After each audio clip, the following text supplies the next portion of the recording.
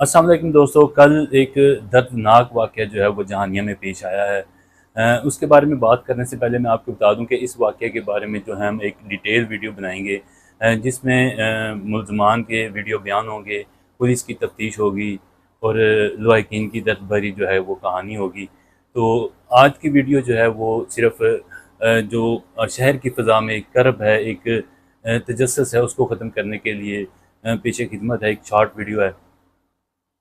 ये चक नंबर 113 में एक वाक़या पेश आया है, जिसमें 12 साला रेहान जो है वो घर से निकला था टॉफ़ियाँ वगैरह लेने के लिए।